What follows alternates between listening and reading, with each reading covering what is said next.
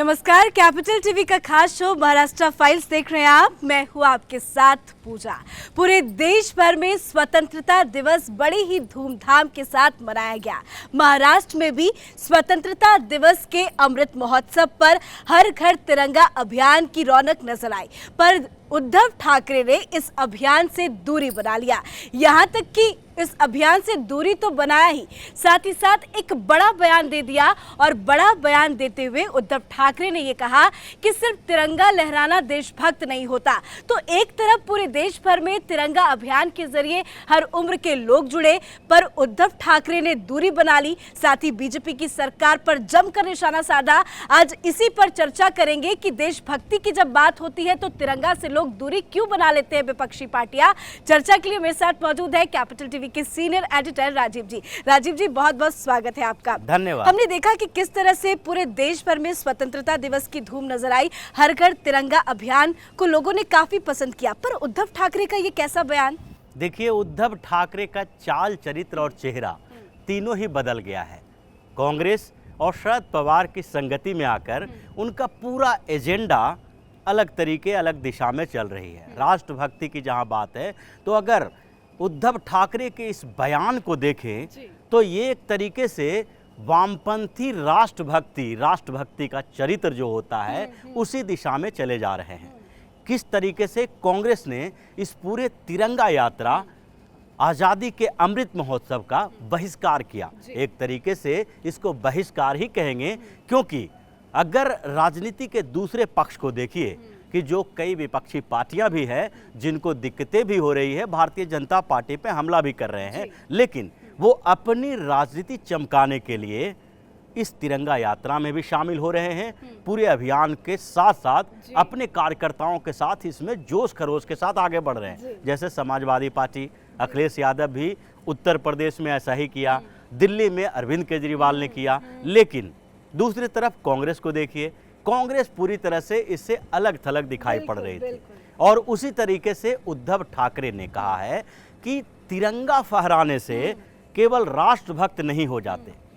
ये मानते हैं तिरंगा फहराने से केवल राष्ट्रभक्त नहीं होते, लेकिन आप जिस तिरंगे के बारे में बोल रहे हो उससे आपको कम से कम ये सोचना चाहिए कि तिरंगा राष्ट्रभक्ति का प्रमाण पत्र है। बिल्कुल है। अगर आप देश में रहते हैं, संविधान को मानते हैं, आपके अंदर देशभक्ति की भावना है, तो आपको उतना ही तिरंगे से प्यार होगा जितना कि देश से प्यार है। अगर आप तिरंगे का ही अपमान कर रहे हैं, उसी को इग्नोर कर रहे हैं, तो आपकी देशभक्ति पर, राष्ट्रभक्ति के ऊपर सवाल तो खड़ा हो जाता है। तो जो स्थितियां अभी है महाराष्ट्र में और जिस तरीके से उद्धव ठाकरे ने अपना पूरा चरित्र बदला है, वो इसी ओर इशारा करता है। एक तरफ कांग्रेस को देखिए, कांग्रेस भी आज़ादी के इस महोत्सव में बार बार सवाल उठा रही है।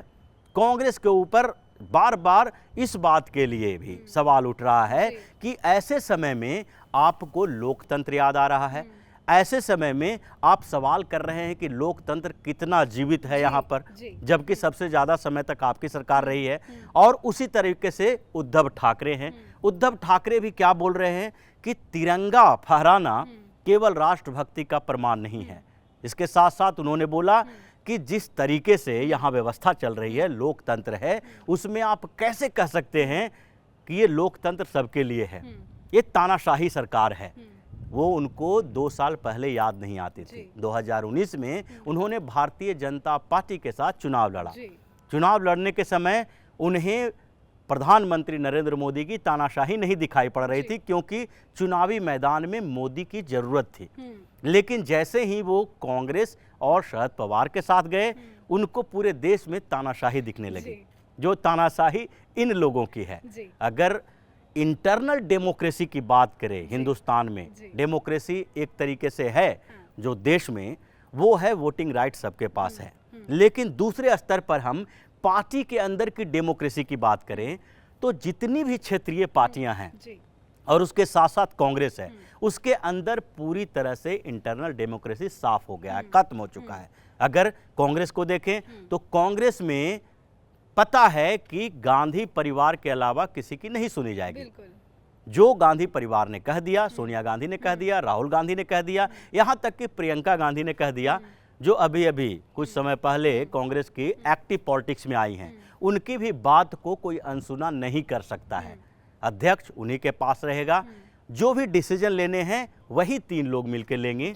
दूसरी तरफ अगर क्षेत्रीय पार्टियों की बात करें, जिन जिन पार्टियों की बात कर सकते हैं, अब महाराष्ट्र में बात करते हैं उद्धव ठाकरे की।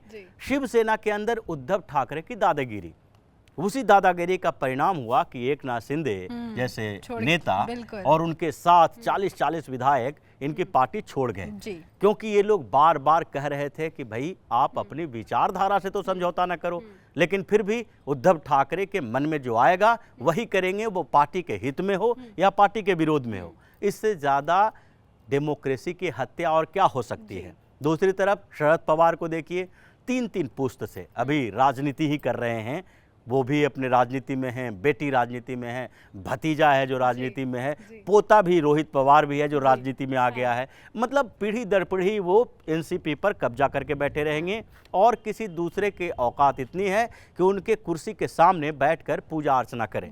तो ये पूरी स्थितियां जो उनकी है, ये इंटरनल डेमोक्रेसी की हत्या है। और ऐसे स्थिति में ये लोग तानाशाह की बात करते हैं, तानाशाही की बात करते हैं। दूसरी तरफ उद्धव ठाकरे ने जो सवाल उठाया, देशभक्ति की जो सवाल उठाया, इस बात की कि जिनके घर में घर ही नहीं है, जिनका घर ही नहीं है, वो तिरंगा कैसे फहराएंगे। इस बार तो हमने देखा जिनका घर नहीं है, जो गरीब है, अमीर है, हर तबके की उम्र के लोग, हर उम्र के लोग तो तिरंगा अभियान से जुड़े। लेकिन ये कैसा सवाल है कि जिनके पास घर नहीं है वो कहाँ से तिरंगा लहराए? मतलब घर में ही तिरंगा थोड़ी ना लहराना है। यही सवाल है, इसी को कहते हैं वामपंथी चरित्र। ये जिन लोगों ने शुरुआती दौर से ये सवाल उठाना शुरू किया है, वो इसी का आधार है कि जब जब कोई बड़ा आयोजन हो तो आप ऐसे सवाल उठाएं जिसके पूर्ति संभव न हो। आप शादी के टाइम में मातम के गीत लेकिन राजीव जी, सवाल तो आप उठा सकते हैं। उन्होंने सवाल उठाया कि जिनके पास घर नहीं, उसको थोड़ी देर के लिए मान भी लिया जाए। लेकिन ये कैसा निंदनीय बयान!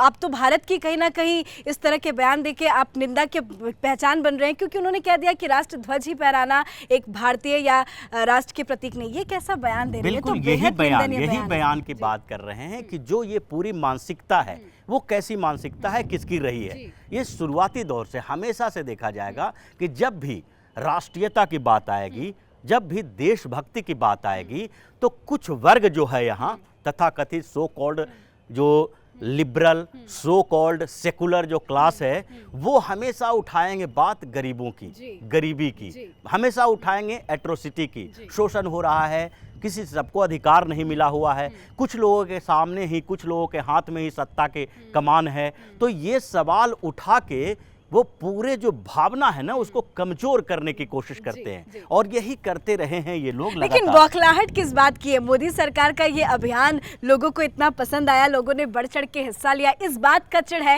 या किसी और बात का डर? चिढ़ तो इसी बात का है, डर इसी बात का है कि जिस तरीके से ये इस बार आज़ादी का अमृत महोत्सव मनाया गया, ये एक ऐतिहासिक है। ये कहा जा सकता है कि पूरे देश में जिस तरीके से जोश और जुनून दिखाई पड़े हैं, लोग इससे जुड़े हैं, और लोग जुड़े हैं तो भारतीय जनता पार्टी से भी जुड़े हैं, प्रधानमंत्री मोदी के अभियान से जुड़े हैं। और अभी भारतीय जनता पार्टी की बात करें तो चाहे नेशनल लेवल का हो या फिर स्टेट इलेक्शन हो, यानी जनरल इलेक्शन में भी मोदी ही चेहरा है, और स्टेट इलेक्शन में भी आधे लोग जो भारतीय जनता पार्टी को वोट देते हैं, वो आधा से ज़्यादा लोग पीएम मोदी के नाम पर वोट देते हैं।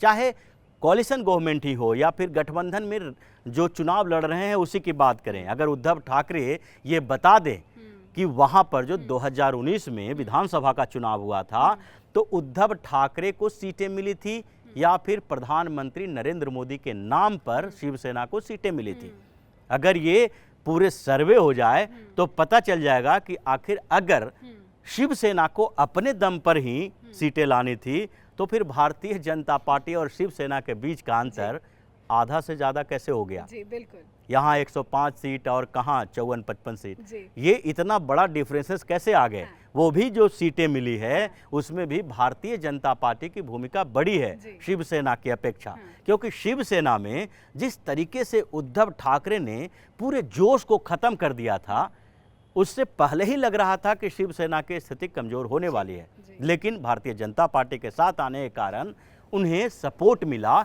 और ऐसा लगा कि सरकार तो भारतीय जनता पार्टी की बनेगी, क्योंकि इससे पहले भी गठबंधन की सरकार थी तो उसमें मुख्यमंत्री भारतीय जनता पार्टी के थे, देवेंद्र फडणवीस मुख्यमंत्री थे। तो लोगों को तो इसी बात की उम्मीद थी, क्योंकि चुनाव से पहले उद्धव ठाकरे ने एक शब्द भी ऐसा नहीं बोला था कि हम गठबंधन तोड़ देंगे उसके बाद, या मुख्यमंत्री का चेहरा शिवसेना का उद्धव ठाकरे होंगे। अब जब चुनाव उन्होंने भारतीय जनता पार्टी के साथ लड़ा तो लोग तो शिवसेना को भी वोट इसलिए दे रहे थे कि सरकार भाजपा की बनेगी। अब उसके बाद जो स्थितियां बदली, उद्धव ठाकरे को लालच आ गया और सीएम बनने के चक्कर में उसने पूरे विचारधारा से समझौता कर लिया। अब उस समझौते के बाद जब उनकी पार्टी में बड़ी बगावत हुई तो अब इनकी बौखलाहट सामने आ रही है और ये एक तरह से इतनी बड़ी राजनीतिक भूल है। शिवसेना प्रमुख जो अभी तथाकथित हैं उद्धव ठाकरे, उनकी इतनी बड़ी राजनीतिक भूल है जिसका खामियाजा उन्हें भुगतना पड़ सकता है, क्योंकि जिस दिशा में वो चल रहे हैं वो कांग्रेस शरद पवार के जाल में, बिल्कुल उनके चाल में फंसे हुए हैं। वो वही बातें बोल रहे हैं जो बातें शरद पवार और कांग्रेस बोलती है। जहां महाराष्ट्र में ये तकनीक अपनाया जा रहा है कि अब आप फोन पे आपको जय हिंद बोलना है, भारत को आगे बढ़ने की बात की जा रही है, राष्ट्रध्वज को आगे बढ़ाने की बात की जा रही है और वो इस तरह का बयान दे रहे हैं। ये बहुत बड़ी बात आपने कही है कि एक तरफ महाराष्ट्र में उन्हीं के मंत्री एकनाथ शिंदे और भारतीय जनता पार्टी के सरकार के मंत्री ने सबको ये कह दिया है, सारे अधिकारियों को, कि फोन कॉल उठाने के टाइम में हेलो नहीं कहना है, वंदे मातरम जय हिंद कहना है, वंदे मातरम से शुरुआत करनी है, जय हिंद से शुरुआत करनी है। और वहां पर उद्धव ठाकरे हैं जो देशभक्ति पर सवाल उठा रहे हैं कि तिरंगा नहीं, तिरंगा देशभक्ति का प्रतीक नहीं है, वंदे मातरम देशभक्ति का प्रतीक नहीं है। तो देशभक्ति का प्रतीक है क्या? आपके अंदर जो है उसका आप प्रदर्शन नहीं कर रहे हैं तो कैसे किसी को पता चलेगा कि आपके अंदर क्या है? यही बात तो सारे जिहादी भी बोलते हैं, मुस्लिमों का भी यही कहना है कि हमारे अंदर देशभक्ति की भावना है। ये हमें बताने की जरूरत नहीं है, जताने की जरूरत नहीं है। हम वंदे मातरम नहीं कहेंगे लेकिन फिर भी देशभक्त हैं, हम तिरंगा नहीं लहराएंगे फिर भी देशभक्त हैं। आखिरकार उनकी देशभक्ति भी साबित हो जाती है। अगर वो तिरंगा नहीं फहराते हैं, वंदे मातरम नहीं कहते हैं, तो वैसे समय में उनकी देशभक्ति दिखाई पड़ रही है चारों तरफ से। जो देश विरोधी गतिविधियों में सारे मुस्लिम संगठन हिस्सा ले रहे हैं, सारे आतंकी हमले मुस्लिम संगठनों का किया हुआ है और ये जिस तरीके से देश विरोधी एक्टिविटीज कर रहे हैं वो तो उनकी देशभक्ति बता रही है। तो ऐसे में उद्धव ठाकरे को ऐसा बयान दे के कहना कि हमारे अंदर देशभक्ति है लेकिन हम प्रदर्शन नहीं करेंगे, ये तो सामान्य स्थिति है कि कोई भी व्यक्ति हो, कोई सामान्य व्यक्ति भी अगर किसी के साथ जुड़ाव है और उसका प्रदर्शन ही नहीं कर रहा है, बता ही नहीं रहा है, तो उसके अंदर कोई बजरंगबली तो है नहीं, किसी ने चीर के दिखा जाएगा कि हाँ मेरे अंदर राम बैसे हुए हैं। ये तो सब सामान्य लोग हैं। तो सामान्य लोगों का काम है कि जो अंदर है उसको बाहर दिखाएं। अगर बाहर नहीं दिखा रहे हैं तो इसका मतलब कि अंदर भी खोखला है। और उद्धव ठाकरे ने यही साबित किया है कि वो अब कांग्रेस और पवार के एजेंडे पे चल रहे हैं।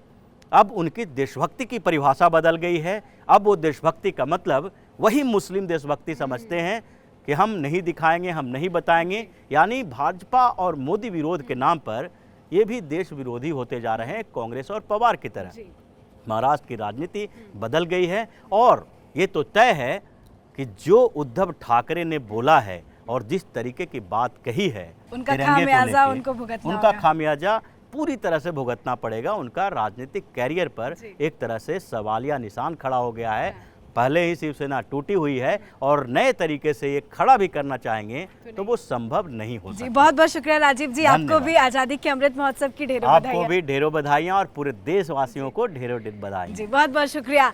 तो पूरे देश भर में तिरंगा अभियान को जोरों शोरों से मनाया गया। क्या बच्चे, क्या बूढ़े, हर वर्ग के लोग, अमीर गरीब, सभी ने तिरंगा अभियान को मनाया। लेकिन महाराष्ट्र में उद्धव ठाकरे ने एक बड़ा बयान दे दिया और तिरंगा अभियान से अपने आप को किनारा कर लिया। पर जिस तरह का बयान उद्धव ठाकरे ने दिया है उससे उनकी राजनीति पे भी एक सवाल खड़ा हो रहा है, उनकी देशभक्ति पे भी सवाल खड़ा हो रहा है और इसका खामियाजा उद्धव ठाकरे को जरूर भुगतना पड़ेगा। आज के हमारे खास शो महाराष्ट्र फाइल्स में फिलहाल इतना ही। आप सभी को आजादी के अमृत महोत्सव की ढेरों शुभकामनाएं। देखते रहिए कैपिटल टीवी। नमस्कार।